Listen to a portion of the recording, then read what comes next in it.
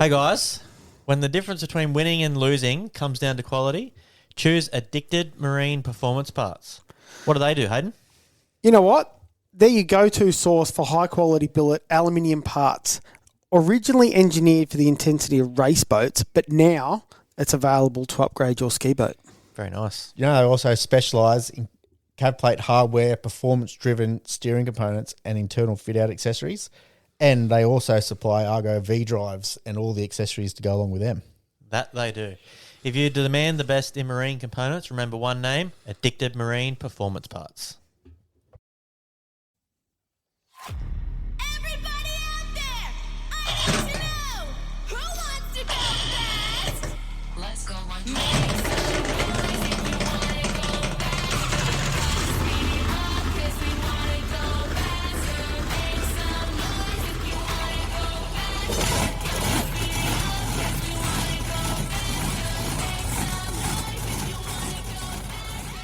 Welcome back to another episode of the High Speed Garage. Thanks to our sponsors, Elite Forklifts and Access Equipment, Contrast Printing, Chop Sanitizing, and Addicted Marine for keeping the garage open. This is a guest episode, and we've got one legendary boat racer from the USA, Duff Daly. How you going, Duff? Fine, sir. Having a good time over here in Australia? We've been struggling a little bit, but we're trying to crawl out of the hole. Oh, well, I'll introduce some of your stats, and you can let me know if they're correct. Let us know whether our research was any good. I've got here, you've got 26 national championships.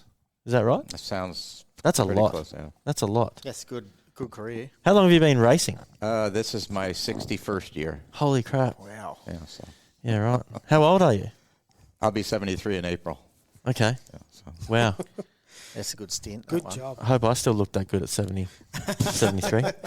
Yeah. 19 world championships as well. And 20 world records. Well, I've been doing it a long time. One of those records is still stand today. Is that right? Yes, I'm correct. There's 4. And, 4 still today. Right. That's wild. Yeah. That's bloody good numbers.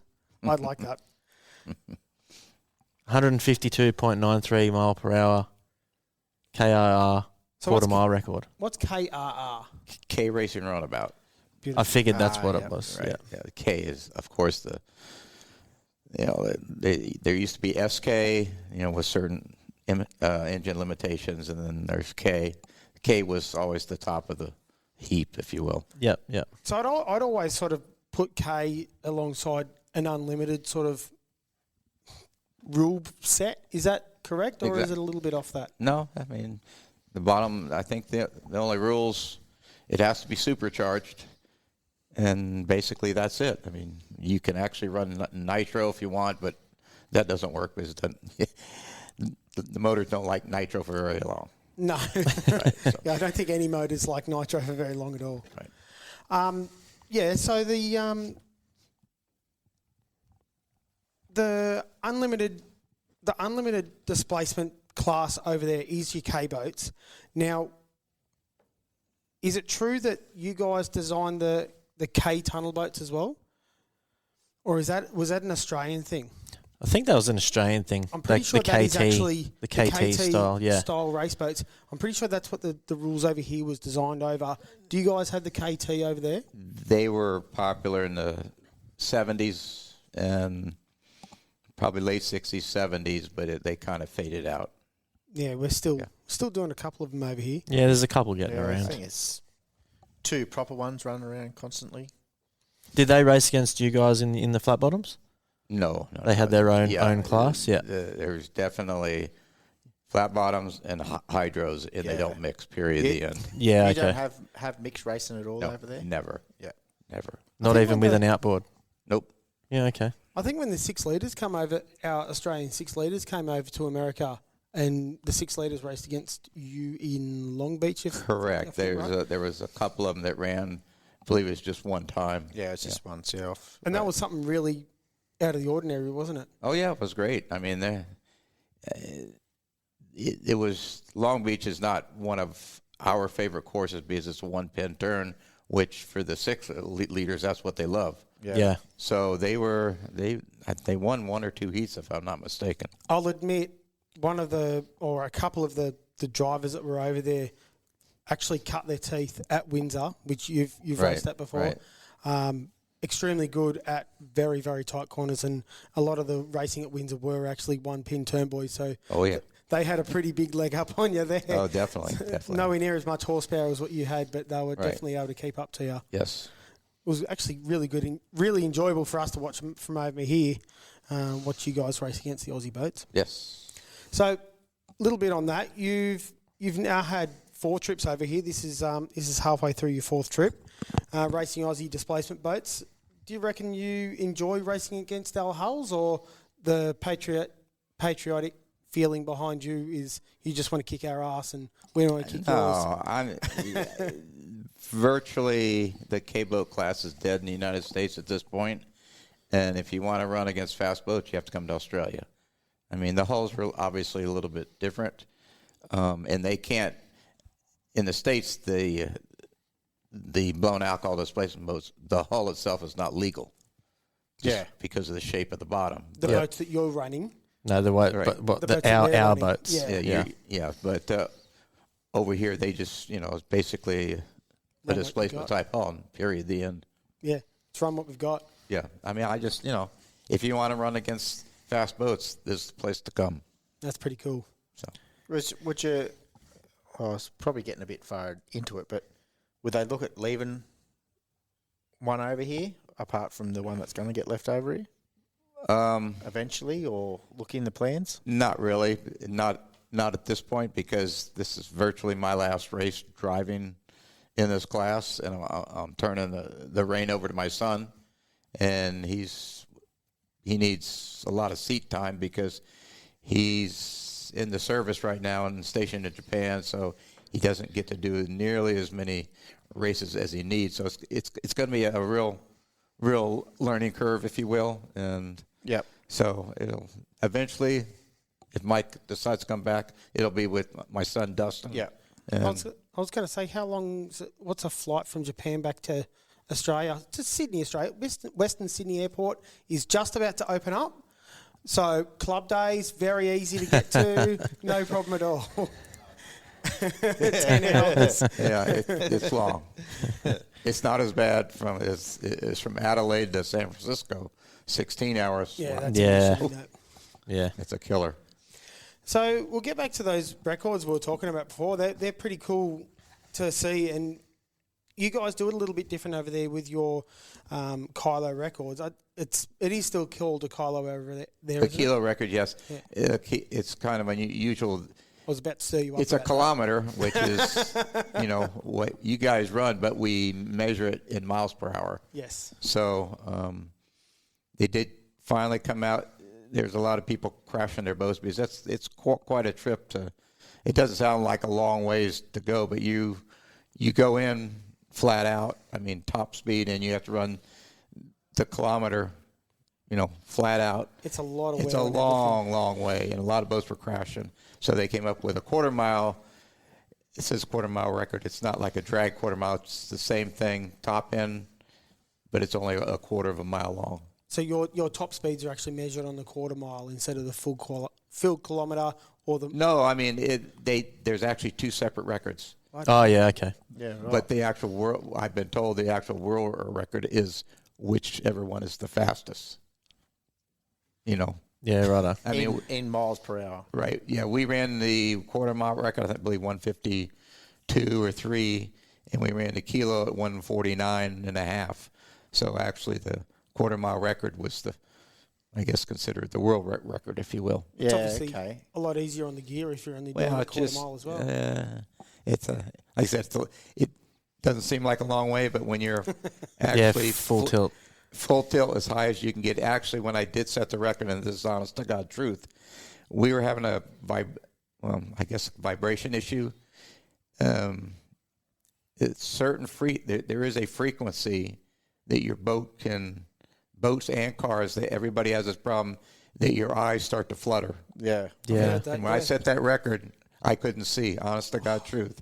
I just had confidence in the boat, and I just pointed the general direction. And actually, I had to correct right at the end about 20 feet to miss the buoy, and it still went fast. But there's a lot of things that people just don't understand about boats. It's so much difficult. So much more difficult than a car because you're running on water, an inconsistent surface. It always changes. Yeah. So it's no kinda, lap's ever the same. exactly. But even still, when you're running the quarter, you're probably still running it close to the kilometre regardless. Oh, yeah. Because you got your run up. Oh, yeah. To get to your quarter. Absolutely. And then you run off. Absolutely. And then you turn around and you do it again. Absolutely. Yeah. So when you're actually running the full kilo, the kilometre, you're probably really doing A couple of kilometres. Yeah, probably doing 1.5 to 2 kilometres. Oh, absolutely. To get you, because Probably you want to be top speed. Probably close to 2. Yeah, Yeah. Your top speeds Yeah, at the start, and at the finish. And then you don't back out real quick. You exactly. bring Yeah. it down real easy. Yeah. Yeah. So, You need a good rundown, don't you? yeah.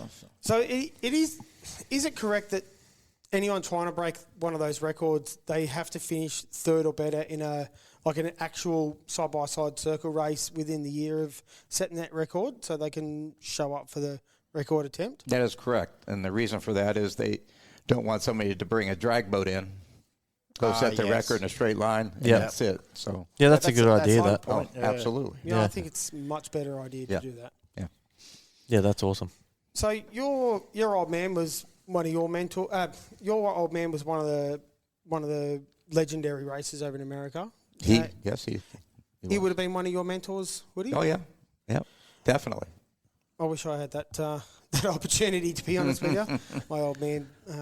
Was there anyone else close to you that sort of mentored and helped along the way? There was actually a guy I used to compete against. His name was Jack Wilcox, and I raced against him, and when I screwed up, he let me know. And Yeah, that's good. And he, so it was a combination of a lot of people that kind of pitched in ideas and Yeah. scolded me at the time. Yeah, you need that, don't you? Absolutely. Especially when you're younger. Yeah. When you're younger, you think you sort of know everything. You think you're better than everyone else, and you need some of the older guys to pull you into line and say, "Hold on a minute." When you're a teenager, yeah. And you sort of really don't. You listen to your old man, but you really don't. Well, yeah. If someone else tells you the problem, In this you'll listen. particular case, you listen a little bit more because of what he went through the same thing, Yeah, righto. Yep. Yep. which my son, I think, understands. Yeah, and it takes a lot of people to build us all up into the people we are, no matter whether absolutely. we're racing Right. or whether it's being a human. So you've got to give respect to the people around you. Oh, absolutely. They'll all bring you up if you notice you're human. So your mum Mona, she was also a successful powerboat racer. She was also a pretty supportive mum for you. Oh, yeah. Oh, yeah. I mean, everything was racing, without a doubt. I love that.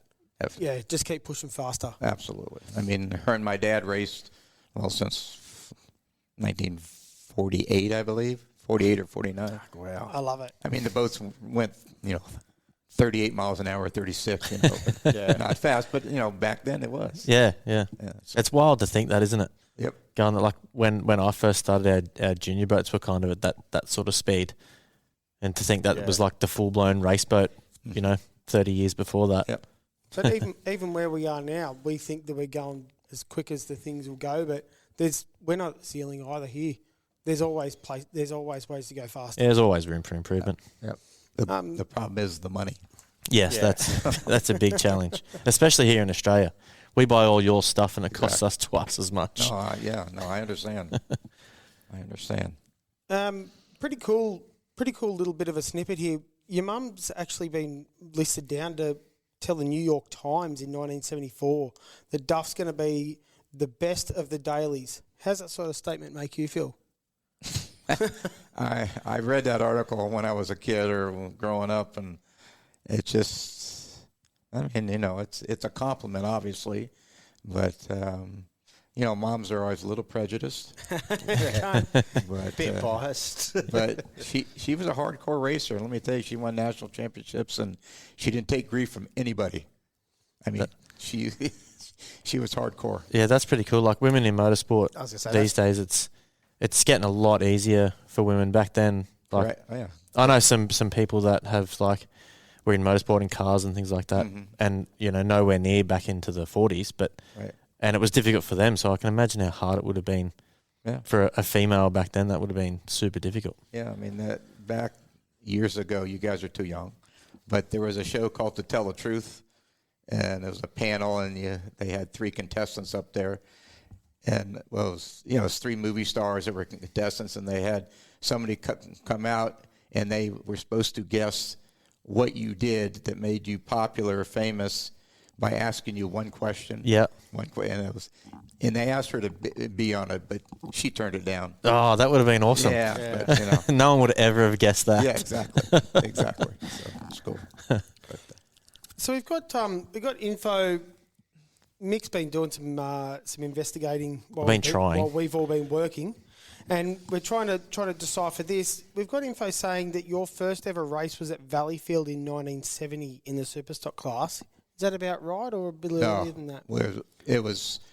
I actually started out in the SK class, which is very similar to the Superstock in '68, and my dad had a Superstock in '70, so I would sometimes drive both boats, So in 70, you reckon you jumped into a Superstock, or even earlier than that?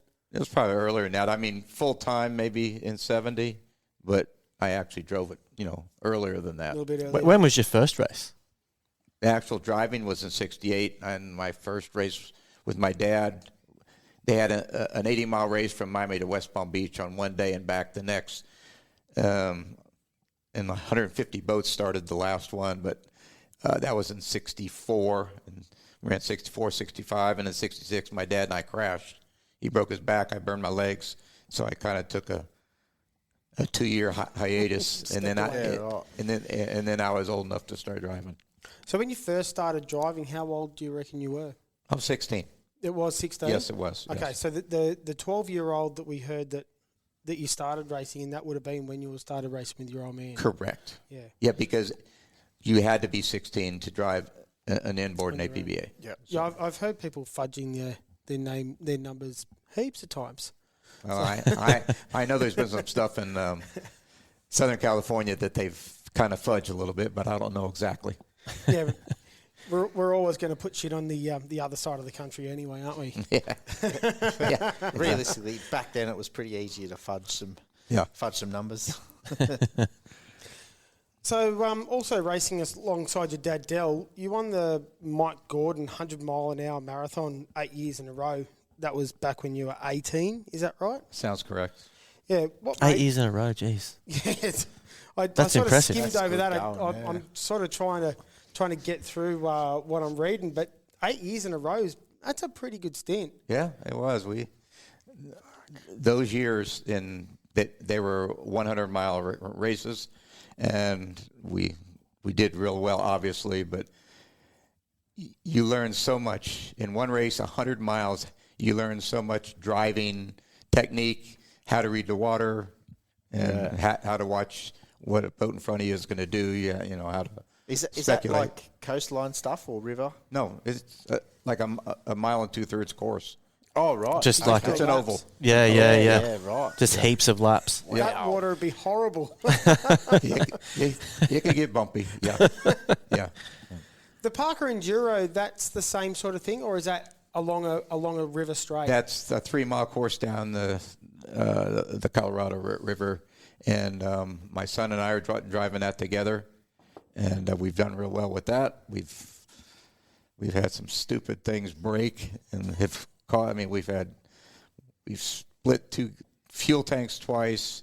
Had a magneto go bad once. We've had a fuel pump actually break. The arm broke in the fuel pump, but we've always been out front. But that's the most fun race that we do.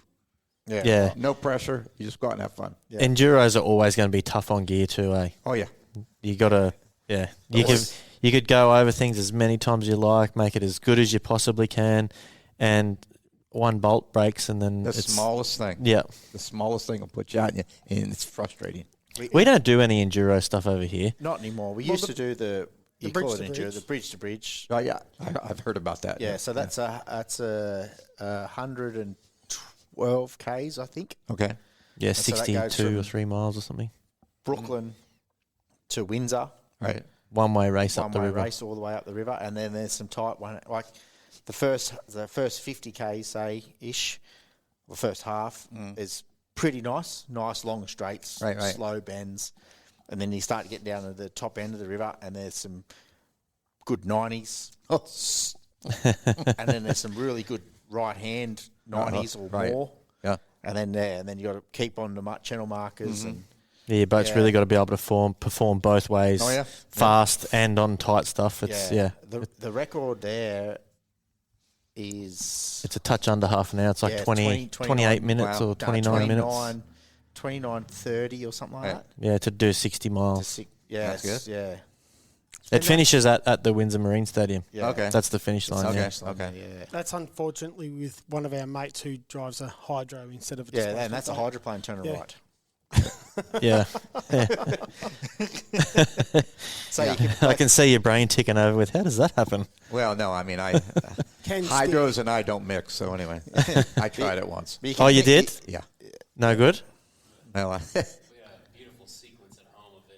in Valleyfield, Okay. I have the altitude record. I mean, I broke my pelvis, 5 vertebrae, 7 ribs, punctured my lung. Yeah, wow. Wow. But I was in front when I went over. So that's all that counts. Yeah. Is it So that was GP your or only... GP or H1 or It was a 7-liter, which is 454 single 4-barrel. Yeah, okay. I mean, they ran 140, but that was before canards. Yeah, okay. Ah, yeah, okay. But the guy that tagged me to drive for him, he assumed that flat bottoms were the same as hydros. They're actually easier to drive, much easier to drive. You just have to have different senses. Sense for the horizon is very important. Yeah. Yep. Which in a flat bottom is not that big of a deal. Yep. So that was your one and only go at a hydroplane? Yeah, okay. I can imagine. You had a ran- reason. I ran about one heat or one race before that, and then we went up there, and oof, not good.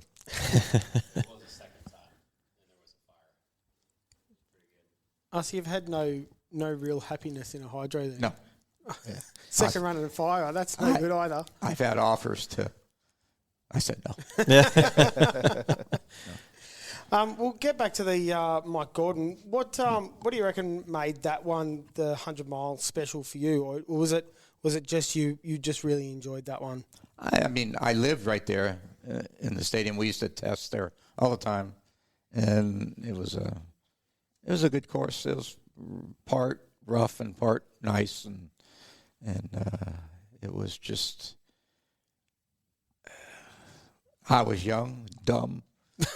Probably took a few chances, but it was just we had the combination. Bottom line.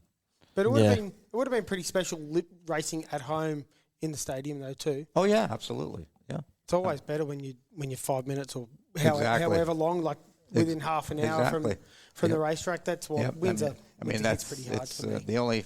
that's the only facility in the world like that, and it kind of went down the pipes, and now it's been designated a historical place, and they're supposedly the funds are there to rebuild it. But I don't think you'll ever see boats there again because there's no boats, there's no racing. Yeah, Yeah. that is States, disappointing. you know. Yeah. Yeah. Well, we tried to give you race boats, and you guys said no. We have no boats, so it'd just be like you guys coming over and racing on our water. Yeah.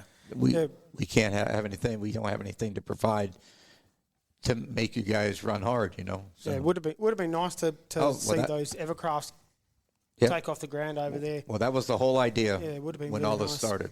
You know. So I think you'd be surprised at how not that well our boats would compete on your big wide tracks. well, we've been told that if you guys did come over, we weren't allowed to run the big, long tracks. Yeah, because I Big think sweeping turns. you'd beat us by laps. Yeah. Well, it has to do with engine longevity too. Yeah, that So, as well. I mean, that's what we were told. Even still, then you'd be going, no, you can't dictate what we do. You're coming over here to run on our Yeah, courses. right. We're coming over there to run on your courses. Such is Yeah. life. Yeah, but the bottom line is that unfortunately there's no boats over there anymore. Yeah, exactly. Yeah, So yeah. that's the killer. Yeah. So, in the GN class, we've read that you were undefeated in that for 7 straight years, 73 to 79. Is that about about close to the record, you reckon? It probably is. I mean, A couple of years ago. yeah, and I really didn't keep really good track of my accomplishments, if you will. I mean, they're out there somewhere. I mean, you have all this Clearly, stuff. Google has a couple of them. Yeah, We've got to right. confirm them here. Right, but it was. As you're doing it, you're probably not really thinking about how cool this all is until later on in your career. You go, actually, I did some pretty cool stuff. Yeah, I really. It sounds stupid, but I don't even think it's just almost commonplace now to go racing. Yeah. It's not. It's not a big deal to me. And you know, when you're young and fired up, and Yeah. You're just doing it for fun. yeah, I'm doing it. Yeah. I mean, thank God my son's coming along here at the right time, and it's going to work out. I'm pretty sure. Yep. I'm sure you've had a fair few good teams behind you. Oh yeah. To be able to get that sort of dominance. I've had the best sponsors in the world. I've driven for some phenomenal people. Phenomenal. That's and they've helped me put me On the top notch. Yeah. exactly. That's right. You can be the best driver in the world, but without your team behind you, you're struggling, aren't you? Good equipment. Yep. Absolutely. We've gone through the Parker, but a little bit more about Dustin jumping in as a co-driver. Was that your first victory together as with Dustin in 22? I believe it was. Yes. Yeah. That would have been pretty special to get that alongside him. It was like another thrill of a lifetime, if you will. It sounds corny, but it is. That's a bloody special thing to be able to get. Yep. Have you ever raced against each other? No. No? No. Would that be a cool thing? There you go. Chuck the cans on. I've had the pleasure of racing against my old man once in one race, but right.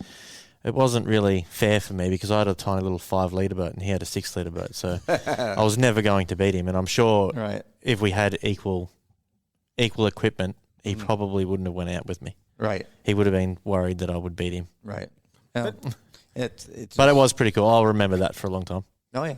I mean, and I really don't worry about competing against them. That's not my biggest thing, or my biggest goal, if you will, now is just to kind of retire from the K-boat and turn it over to him. And then he has a 105 boat. And I just like to work on that, maintain that, and tow it to whatever race that he can fly to. And I enjoy working on the boats as much as more than driving now. Yeah, I think that's where my old man's at the minute. Yep.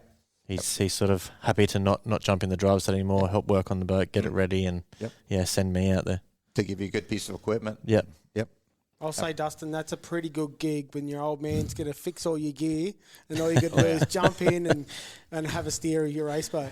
Yeah, it's been a blessing for sure. The 105 boat has essentially been undefeated on both coasts now because of the work that he's done on it. So it's been pretty easy for me to hop in a good rig and go.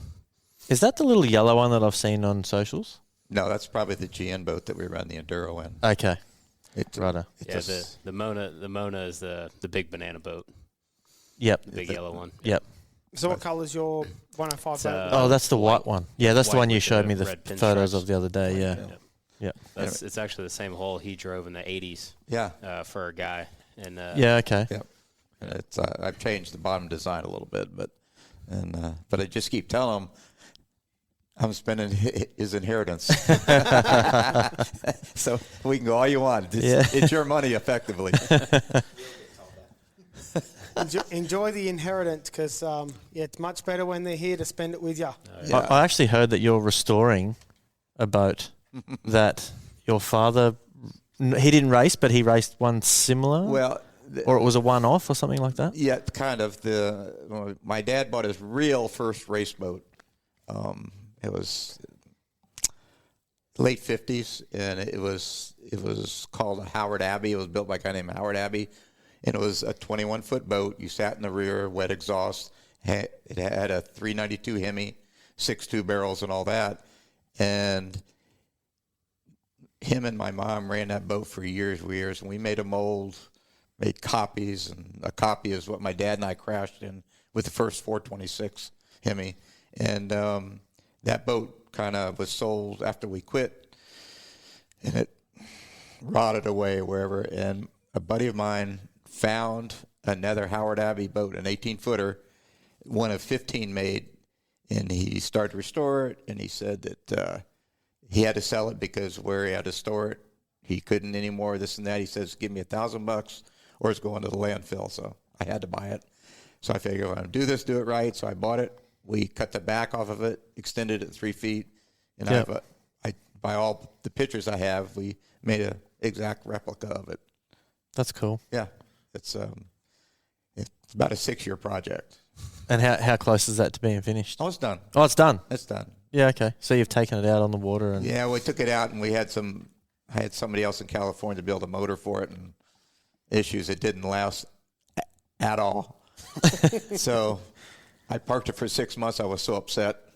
And so I just took it out. I redid the motor, and it's actually all ready to go right now. cool. So we have a vintage show, I believe, in March. Oh, yeah. Yeah. Do you do much vintage stuff over there? Is that a big thing in your country? It's dwindling. Okay. It was a lot bigger. I mean, I think they only have one event in Florida, which is where I am. Yeah. So Yeah. that would be the only one I would go to. So Yeah, that's- we didn't really have too much of the vintage sort of stuff here, and it's sort of, it's I don't know, starting to maybe it's really just get some started to big legs. take off sort of thing. There's been some clubs like form that are just sort of vintage things to sort of help promote all that sort of stuff. And I guess. I mean, I think personally, it's just like cars. Everybody goes through phases. All the cars that were popular 20 years ago, as far that were collectibles, the guys that grew up with those cars are dying off now, and the younger group is looking towards like the Hondas and stuff like that. Yeah. So it's a generational thing, I think. Yep. And like I finished this boat, and there's probably 5 people alive that ever saw it, that Oh, saw wow. my dad Yeah, run okay. that boat. Yeah. You know. Yeah.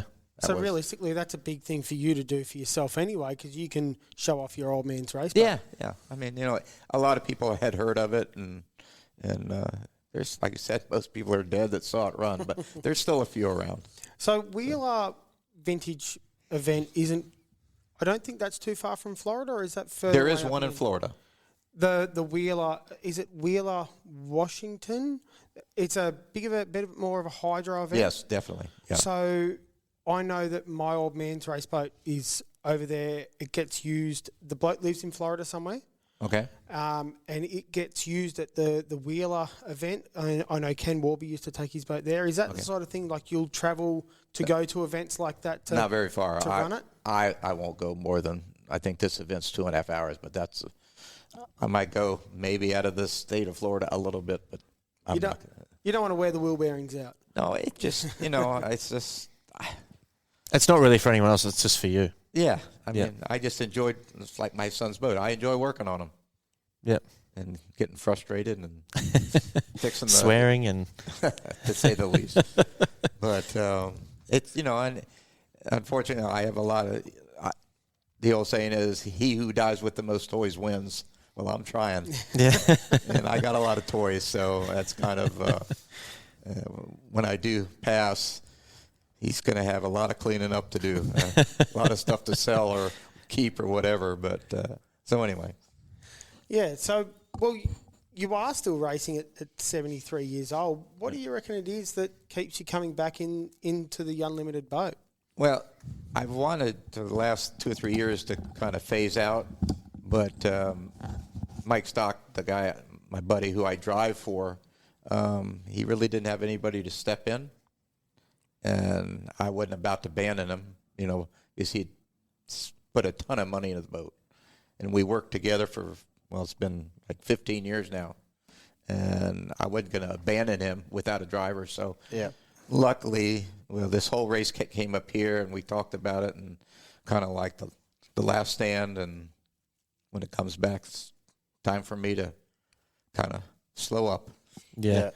There's a fair bit of development that went on into those boats. Oh my gosh, yes. Where did you start? What sort of boat did you start with for that? Or did you Actually- start from nothing? Actually, no. The original boat was developed off of a 19-foot racing craft flat bottom, Yep. a GN boat, and then when I got a hold of it, it was a raw hull, nothing, no holes drilled. So I built it, and we built a mold because the boat was just, it weighed a ton. So we built a mold, built a boat out of the mold, and we started running it as a K off and on and a GN because I had crashed my GN. That's what kind of why I went towards the flat bottom, because the V bottoms were going too fast and they were unstable.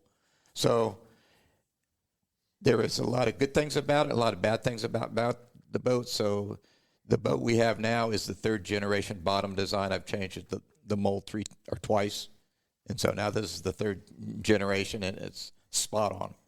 Yeah, okay. It's perfect. Yep. I mean, the best. And that's just from your feel from driving, and I think so. yeah. Yeah, I mean, For your tracks as well.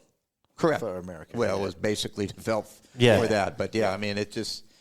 I'm lucky enough that I used to build motors, and so I kind of know power and power bands and what the boat should do, and I always redo my bottom, so I experiment around. So it's kind of a trial and error thing, but it came pretty natural when we did this one. We had the one boat we ran for about the 2nd generation. We ran for about 4 years, and I said, well, we got to change this, and we did, and it was spot on. Yeah. So real happy with it. So if you could change it again say you come here every few years, Right. to change, say, the sides or something, so you don't bite in the corner on our wash. You sort of really thing? can't. There's nothing else that can be done in that boat. It would have to be such a major. Yep. It just completely different It's designed theory completely. than what the bad boats are. Yeah. Okay. It's a whole different theory. Yep. Yeah, That- that's fair enough. Yep. That connection with Mike Stock does seem pretty strong between you boys. Oh, yeah. When I started speaking to you in the pits in Mildura about tonight, and you actually directed me straight to Mike, said, oh, look, my media influencer is Mike Stock. So that's a pretty good connection you guys have got there. Where did it start? I met him when he was 15 years old, Oh, wow. and we were at a race in Idaho, and I can't give you the exact things. It'd be embarrassing to him, but Oh, that's okay. He's not here to defend himself. No. He was was and is still kind of like a party animal, and I'm not. I'm kind of a low key. I really don't drink, but it just I crashed. How we really hooked up for this boat? I went to the Kilos in Oregon from Florida, which is about 3,200 miles, and I drove by myself out there, and I stopped by Boise, Idaho, where Mike lives, and I called him, asked him if he wanted to go. I said, sure. So we rode out together, and I crashed the boat. It was like 150 plus, and it took off. I should be dead. But anyway, so we talked on the way back, and we both decided that let's just do a bigger boat, safer boat. I'd been wanting to do it for a long time, and he had the finances to do it, and we did it. So Yeah. Right. That boat that you crashed, was that the little white one that you Yes. brung here? Yep. Yep. I was going to say that was pretty spectacular photos. Yeah. They were. Yeah. It may not have been a good event, but it was certainly a flash event for photos. It was, like I said, I should be dead. That thing, man, it was. I've never seen pictures of the boat so high in the air, flat bottom. I mean, it's got to be 30 feet in the air. Yeah. And that was after the second hit. Yeah, So just it was incredible. like, yeah, it was. Yeah, I remember seeing all the photos of that. That was Right. pretty wild. Yeah. You have survived some pretty spectacular crashes in capsule boats, but was there any in open deck boats? Oh, I've had a lot in open boats. You have? Oh, yeah. You guys seemed a bit more relaxed about accidents over there. Not accidents, but like if I have an accident, man, I'm hung shit on for the next 6 months. Mm-hmm. But it seems to be a little bit more understood that it happens over in America. Is that sort of the feeling? Oh, I don't know. I can't really say yay or nay on that. But I mean, if you've been doing it long enough, it's like you said, it's not if, it's when. Yeah. Yeah. It will happen. If you race long enough and push hard enough, Try hard enough, it's going to yeah. happen. If you're doing 10 tenths, it's going to be a point. Exactly. I heard you had a quote saying it's kind of boring crashing a capsule boat compared to an open deck boat. Is that right? Well, it sure hurts a lot less, and you usually don't end up in the hospital. So that's good. I'm lucky enough to not have crashed one yet, so Well, Yeah, I've had big spins. That's all I've had. But yeah, they were decent. So how do you reckon safety equipment has evolved over the 50 years in the sport? oh my gosh, it's just phenomenal. Just like cars. If you watch cars, we watch Formula One all the time, my wife and I, and the stuff they just over 20 years they've just done so much to increase it, and we have to mainly go into the capsules, and we've learned a lot from each of my accidents that we changed things inside the capsule, and I learned something last weekend that I'm going to change too. So, I mean, it wasn't a hard hit last year, but my Hans got hung up in the back of my capsule because there's a little lip. So when we get back, there's going to be a plate there that goes from zero to out of the so you can't hang up on anything. So you run the Hans device with the Correct. So would you look at changing to the hybrid? I was thinking, and we probably will. Not that it's No, not your issue now because you're getting out of it. But right. Well, probably for my son, but for I your son, talked to one of your Aussies here. He said he had the exact same problem with a hybrid Oh, with the hybrid too. getting out. So, I mean, it's got a little bit of a lip. You just want to make sure there's best you can, nothing that you can get hung up on. Okay. Yep. Shoelaces. yeah. I've make heard sure. a lot about that. Yep. Shoelaces, yeah. So that's something that we've actually spoken about a couple of months ago. We actually want to do a round table interview with a fair few drivers that have had accidents because I think that we don't talk about it enough. Obviously it's embarrassing when you have an accident, but every single person that gets wet in a race boat has learnt something new. As you've just said, you had an accident in round one this year at Mildura, and that's something you're going to step up in your boat. Right. But if we can get a forum together to actually discuss what we can all do better, then the whole sport's going to learn instead of just one driver learning each go. Yeah. Because the last thing we want is someone that hasn't learnt that information get caught up and actually can't get themselves out of this accident, this race boat after an accident, and we lose someone because we haven't communicated properly. I think communication is such a big key for capsule racing because we can get caught up, but we've got air systems, but what if an airline gets broken or kinked or gets caught up on something? Exactly. It's good to learn all the small things that most people probably don't really talk about. Like you say, this is the first time your Hans has got caught, but now you're going to do something about it so it doesn't happen again. There's probably some people that don't have that attitude and just think, oh, that was just my bad luck. It won't happen again. Well, Mike Stock has been big right from the get-go. He says every accident we have, we're going to write down any issues that the drivers didn't like and tell everybody else. So yeah, that's good. Right. So as we've said, you've been in boat racing a fair few years, but we've heard that you were nominated for the Motorsports Hall of Fame. How do you reckon that was being a boat racer in the Motorsports Hall of Fame, not just boats? Well, that's like, I would say it's the ultimate honor because a boat, Yeah. I mean, against NASCAR, and Indy cars and stock cars and all that stuff, sprint cars.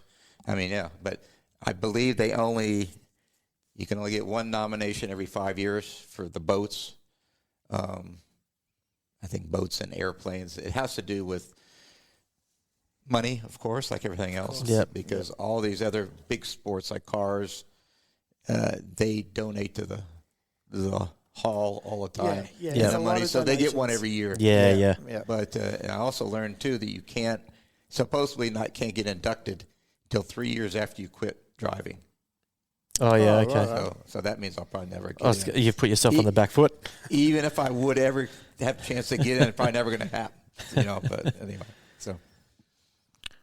So you reckon you would have to be one of the only boat racers? I know you can't for the 5 years, but are you one of the only boat racers that have been inducted into the Motorsports Hall of Fame? Or has it been a couple? No. I was actually inducted by another boat racer that's already in, but I mean, there's not a whole bunch. Period. And Something we're pretty proud of. yeah, big time, big time. Yeah. So you've been a APBA, which is the American, so not Australian, Right. American Powerboat Association Hall of Fame recipient. How many do you reckon you've got there? So we're talking about some awards here. I have 7. You knew that straight off your head. But only because in our trophy room we have 7 plaques, so Oh, yeah. Yeah, right. they are. Proudly lined up. That's cool. I reckon that's pretty They- cool for your old man to see a bloody couple of Hall of Fames right next to each other. Yeah. Do you keep all of your trophies? Basically, I mean, some of the older ones have kind of corroded away because that's where we live is very humid, and they were stored in the attic. But now, Dustin got in the Hall of Champions in 23 or 24 in his boat, so he's got a good start. Yeah, okay. I don't know how you have enough room to keep that many trophies. I don't have that many, and I've only been racing for sort of 20 years or something. Right. And how long you've been racing for, and the amount of times you've won and Right. been undefeated for 7 years or whatever it was. Right. Yeah. You'd have to have a mansion just to house your trophies. Well, I mean, when those happened, that were my folks were alive, and it was my dad's boat, and my mom she used to get kind of tired of the trophies and just like I said, put them in the attic and they corrode away. But it's we keep the really nice ones, and nowadays they're not quite as nice as they used to be. Yeah. I mean, Yeah, we've found that too. yeah. And, I pretty much do the same thing. Anything that's first place and it gives you a bit of a memory, you sort of Right. keep it and show it off. But yeah. anything that's not first, I kind of just It's- take a photo of it and it's- throw it in the fire, and I'll get better next year. There's one of the clubs down this way in Melton that they do a plaque with the photo of your boat from that weekend with the sponsors on it and your place, That would and be you nice. get that. So you put it on the shed wall or wherever, Oh, you put yeah. it, and it looks nice. So that's the Nice. photo. It's not just a Yeah, Yeah. Scott, well, Scott Patterson. yeah. He does all that. Okay. So he does all the stuff. He has a girl working, goes, yep, that's the photo. Right. And they're all there for the presentation. I guess the problem with that is you'd have to get a pretty big trophy room to house all of that if you've got photos for everything. Yeah. Well, I mean, we have, there's quite a bit of, well, not quite a bit, there's a fair amount of other nostalgia. Like we have a picture when my dad was racing the GN boat when they used to run the 250 milers. Has a signed picture from Johnny Cash and his wife. I don't know if you Yeah, know yeah. That's Johnny cool. Cash. Yeah. And it says, to the owners of El Mona 3, I guess the boat was back then, it signs their name, and that's kind of cool to keep. You can't get rid of that. Yeah, yeah. Right. Yeah, so, No, not at all. Yeah, that's Wow. awesome. yep. June Carter Cash, that's what it was, yep. Yeah.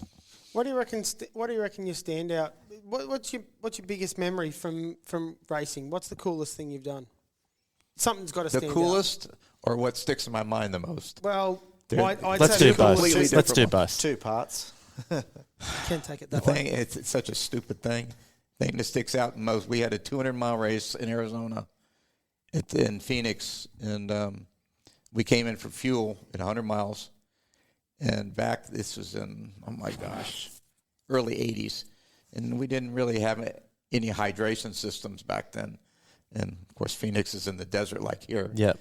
And the big thing back then was you take a wet towel and kind of tuck in your jacket and then suck on the moisture. Oh, yeah. Oh, yeah. And my dad gave me the towel he'd washed the boat with. And it tasted like soap for 100 miles. That's the most thing I remember the most. That's kind of stupid, but it is. So the growing memory you can give your son Yeah. is a rag that you washed your boat in. Yeah, yeah, Yeah, here you go. Take this. You'll Yeah. remember it in Yeah. a couple of years. yeah.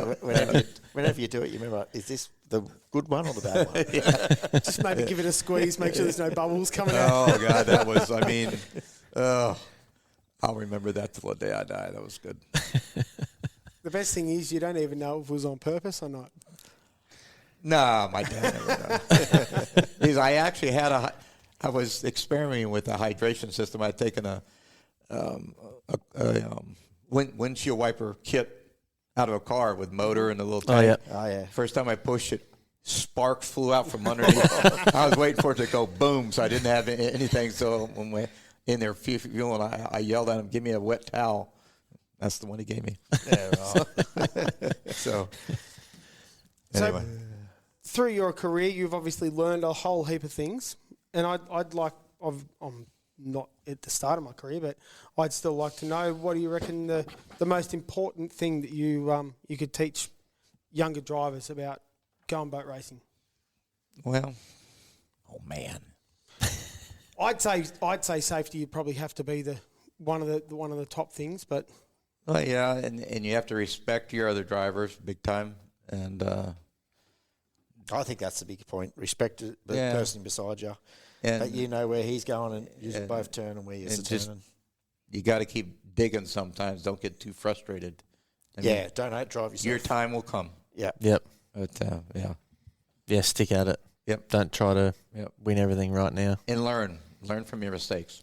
Yeah. Yeah. Yeah. That's always a good one in anything, Yeah. even just in life. Yeah. That's true.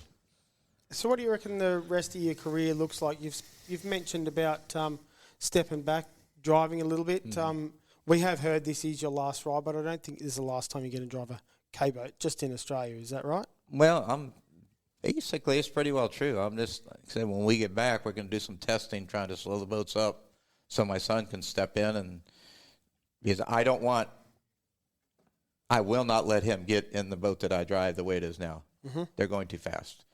And I've had so many years of experience just getting to the point, because when I grew up, like I said, starting driving at 16, that boats ran 95 miles an hour, and they were racing crafts, and they were very forgiving, and you couldn't get hurt hardly. Yep. I mean, no overrides. The boats were bouncing to the moon on acceleration, and they stayed upright.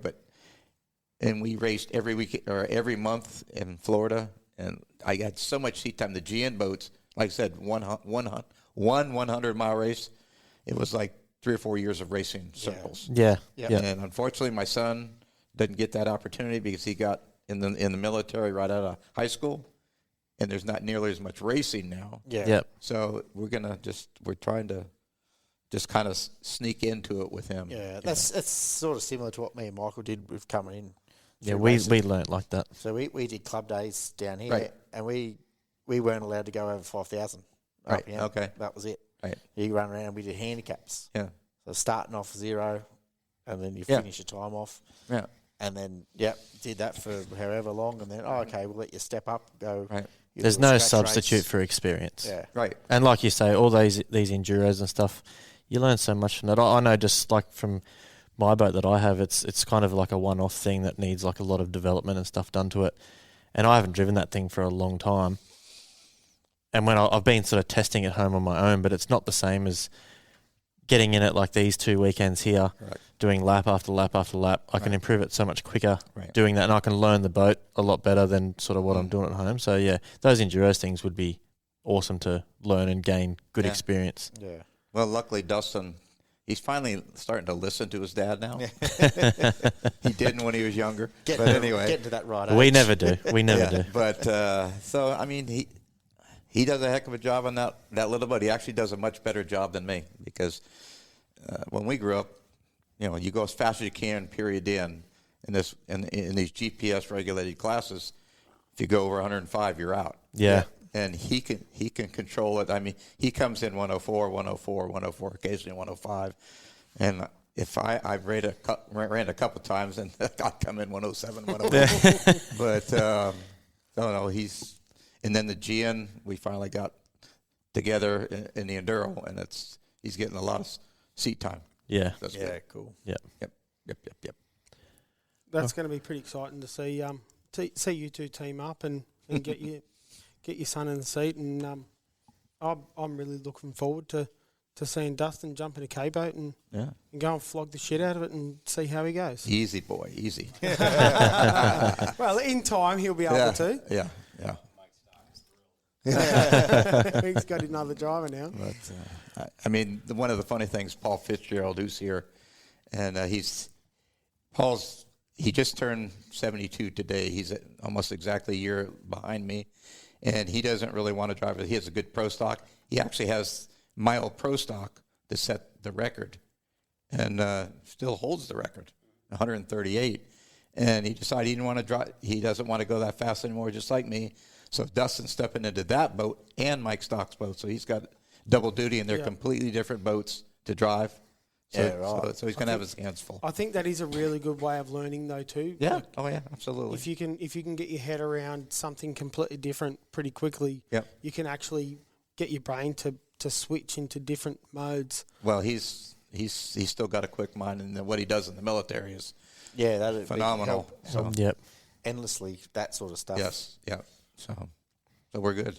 Incredible sacrifice to put yourself out and enjoy the military, and I Yep. think that's a very stand-up thing to do, and now you get to go and enjoy racing with your old man. That's very exciting. As long as I pay the bills, Yeah. his inheritance. What was your thoughts on Mildura? We'll just quickly skim over that. Well, Getting it's back just- into the water. It was kind of, it's got the dog leg right there on the going On the into start. turn one with the start. That was the only issue that was kind of, I didn't like it all, but like I said, I screwed up on one start, not getting over close enough to pace boat. But it's just the boats are going so fast now. I mean, like I said, one turn I was lane 3, and the boat cut hard, covered me in water. I couldn't see it all, so I just backed out. By the time the water cleared, I was pointing right at the beach. So I just got back in it, went to left, and turned right and went. But when the courses are this tight and the boats are going that fast, it's just almost a recipe. Yeah. for an issue. Would that be the video that Mikey Johnson put up on Facebook yesterday? Oh, yeah, it could be when you So- got close to the tree Yeah. on the Yeah. top turn. Yes. That's way too close. Yeah. I mean, it's just no. I mean, yeah. I mean, Yeah, I wasn't a fan of that start straight either. It was Right. very difficult. Well, you're talking about starting from the other direction. Yeah. It would have been better.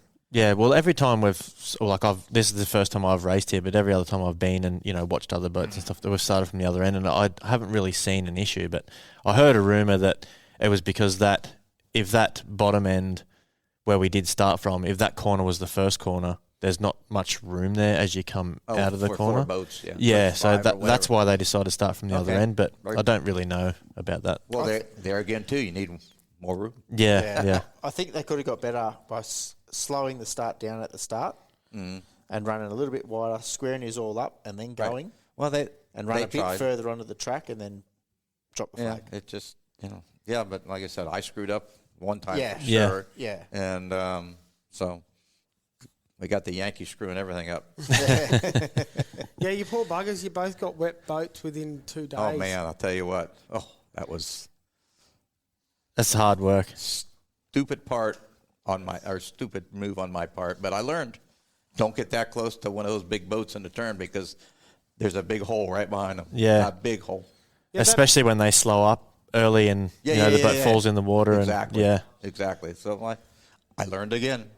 that's Yeah. You're always learning. exactly That every boat of day. yours would feel pretty small compared to, say, like that Madness boat, wouldn't it? Well, yeah, but you're right next to it. I mean, they're roughly the same length, but I'm, probably 2 feet lower than him. Where you're sitting, Yeah. there's nothing. There's no benefit in your length where you're sitting. Right.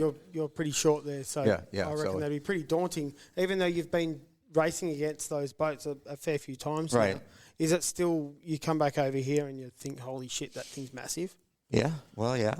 But like I said, that's That is what it that's is, why isn't it's I mean, that's coming here that's what you have. Yeah. I got a funny story. The very first time I raced against that big yellow Madness boat, it was like a mixed class kind of thing, Right. and I was in my little 5 litre boat. It's only 15 foot long, and I went up to the start line with that. And as he drove past me, and obviously that's really loud too. My 5 litres pretty kind of quiet. He drove past me, and I just went, "Holy shit, I'm out of my depth." Yeah. That's open deck stuff too. Yeah, I was Yeah, in an yeah. open deck boat as Oh, well. yeah. Yeah. Yeah. I mean, we have one race, or we did, in Burley, Idaho, every year. It was they took 4 classes and they staggered to start according to the times during the heats. Oh, yeah. So Oh, yeah. like the slowest class, which is an SE, would start, and then 15 or 10 seconds later the SAs, which is the 105 here, and then the pro stocks would start, and then the Ks, and like I would he's starting, and it's a pretty good sized course, big turns, but I mean, you can't even see the lead boat. By the time I start, they're already on the backstretch coming around turn 2. Yeah. But I did on my lap 3, I'd caught him, but the driver of the boat that I passed and went to first, he said he could feel his steering wheel shaking before I went by him. Yeah, he yeah. said he could feel it. Yeah. Yeah, wow. Yeah, that's pretty much what I felt. Yeah, exactly. Yeah. Yeah. So it's kind of a neat thing. Well, so we're here in Berry. We're coming up to the start of round 2. We seriously look forward to seeing you guys race against the Aussie boats again this weekend. Please, I do request that you keep your race suit dry. I agree.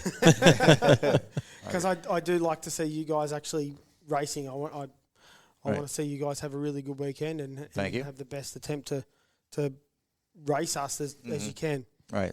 Yeah, when you got to Absolutely. fix stuff, it really shit. Well, we really don't want to see you fixing stuff. We want to see you enjoy the weekend. Likewise. Yeah.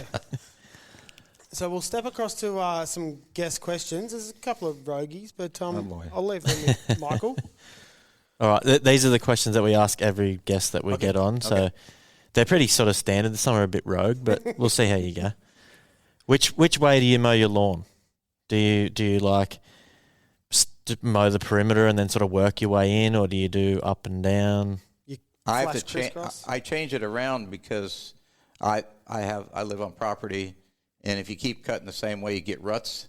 So sometimes Yeah. I mow that, north south. Sometimes I go east west. Yeah, yeah. Sometimes diagonal, just to kind of keep the ruts out of the. That's Yeah, good stuff. yeah. We had Craig Cook on, and he pretty much said the same thing. He had his little 0-turn mower, and Right. wherever he just drove wherever it needed cutting. There was no rhyme or rhythm to it. Right. Next one is your favorite flavour of milk. Favorite flavor, just regular milk. So Like is chocolate this a- milk. Chocolate. No, I like chocolate milk. I don't ever drink it, but I it's just straight up plain milk. just plain milk. Yeah, right. Yeah, So okay. is flavoured milk not a big thing over in the States? Well, for kids, maybe, I guess it was more popular when I was younger. Not a big deal anymore. Yeah, well, Yeah, if, okay. Right. That's, you go fa- that's massive over here. if you go to the survey now, you've got You full don't window. buy plain milk. Really? Yeah. Plain milk's for I don't coffee. think You go to like a shopping centre to buy plain milk in 2-litre tubs. Mm-hmm. We go to and buy it in say 500s or 250s and just little shot ones. No, I mean I don't drink milk per se unless I kind of have a few cookies sometimes or might have cereal or something. But When Santa's coming around. Santa's there you go. Oreo cookies and milk. Can't beat that. The next one, this is a rogue one. Oh my god. When you go to the toilet, whereabouts do you piss in the bowl? Do you go right in the centre where the water is and try and make a big splash, or do you try to keep No. it quiet? Try to keep the splash. I don't have to clean it up. Hayden likes it nice and quiet. He tries Yeah, to keep get it right nice on and the quiet, outside, as quiet as possible. You mentioned you don't drink much, but if you do have a drink, do you drink beer or spirits No, or beer wine? only. Beer only. Beer, yeah. Do you get cocktails, anything like Nope. that? Nope. No. I am very boring. Straight beer. I'm kind of I always say I'm an embarrassment to my heritage. A Scottish, Irish, and Italian. Oh, yeah. Oh, really? And you would Yeah, think right. I'd be an alky, but I'm not. So, So which way do you go? What beer do you drink? You were to- I like Coors the best. Coors Light No, or Coors. Coors Normal? The Coors Okay, so banquet beer. Coors Light is it's funny being Australian. I've obviously heard of Coors Light. They advertise pretty heavily that brand. So Right. Coors is actually that's a pretty popular brand as well. Right. Popular drink. Yeah. It's light. Light is a low carb. Is that right? I figure if you're going to drink beer, why should you be worried about carbs? I mean, Yeah. That's Yeah. a good point. True. exactly. When you're on the road driving, do you speed or do you obey the road rules and do all the right things? I usually drive max about 5 miles an hour over the speed limit. Over. Yep. Yeah, over. That's, So just like a casual speeding sort of yeah, thing. yeah. I mean, So we're no different The over cops here. don't bother you then. Yeah, yeah. Yeah. Oh, over here they bother you a lot. Oh, really? Okay. Yeah. Okay. The tiniest little thing. Like if you guys do a burnout over there, the cops probably applaud that. You do one here, it's like you go to jail. Unless you're in a Mustang, you don't do burnouts in a Mustang. Otherwise, you take they people out. they really frown on improper starts. Oh, Yeah, okay. right. Yeah, but I mean, lately the only car that we do, my wife's car, she has a '67 Plymouth Barracuda. Yep. It used to be a drag car, it's a 12-second car, and we drive it around, and it's fun. Of course, I live out in the country, so we try to leave a little rubber on the road. Yeah. Yeah. If you just drive a car like that over here in Australia, you're getting looked at by the police all day. It's a big magnet. Yeah. Yep. All right. Well, that's the guest questions, but I've got another little thing that I want to add. Oh, gee. Just some Australian words or slang that you may not know, Okay. and I want to see if you can pick up what they mean. So if I said the word arvo, like I'll see you this arvo, do you know what that means? This Avo, Arvo, yeah. later today, this afternoon. The afternoon. Yeah, afternoon, that's yeah. right. That's right. If I said I was going to the servo, A bar. no. No? Okay. Gas station. Gas station. Yes, okay. I figured it with the Yeah. I actually gave you that answer before because when we were talking about the milk, I said when you go to the servo. Oh, okay. No one even picked it up. Yeah. What about if we were going to the bottler? Mm.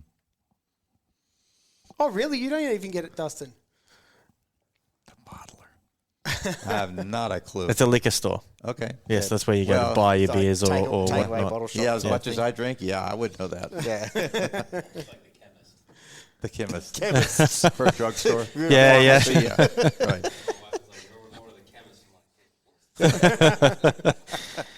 What about an esky? Do you know what an esky is? It's cooler. Yeah. Right. Yeah. That was an easy one. I mean, I've heard that in the States before. Or Yeah, if we're in New Zealand, A chili bin. it's a chili bin. Chili bin. The chili Yeah. bin, yeah. Okay. Because it chills your stuff. And their beer's rubbish, so it's the bin. There's a few others here. I won't go through all of them, but if someone says she'll be right, do you know what that means?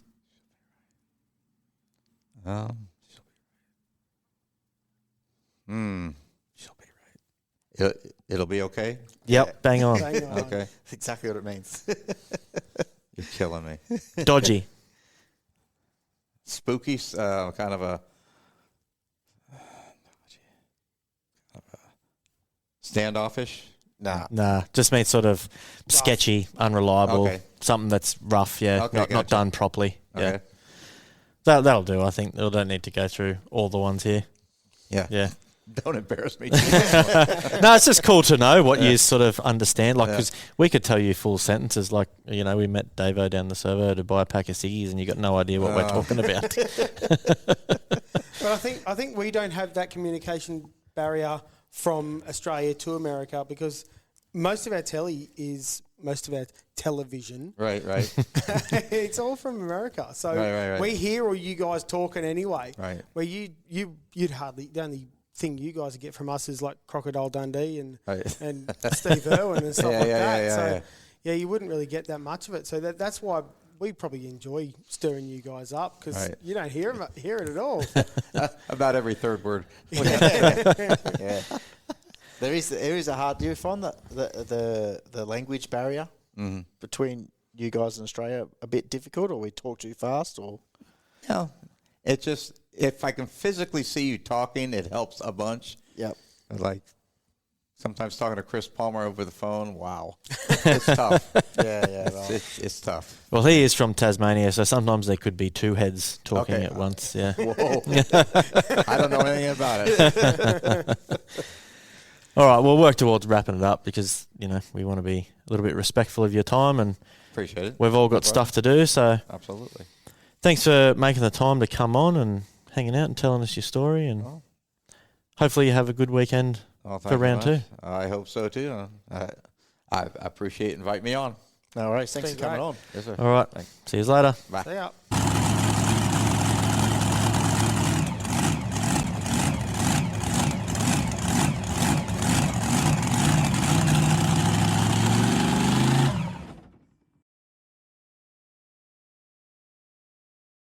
Shout out to Elite Forklifts and Access Equipment. They're your go-to for short and long-term rentals on forklifts and access machines. Plus, they handle all the servicing, maintenance and delivery too. They also supply portable toilets and showers for events and construction. Also, if you mention the High Speed Garage podcast when you call, you will get a 10% discount on hire and transport. So for all your equipment and amenity needs, remember Elite Forklifts and Access Equipment. And don't forget the High Speed Garage discount.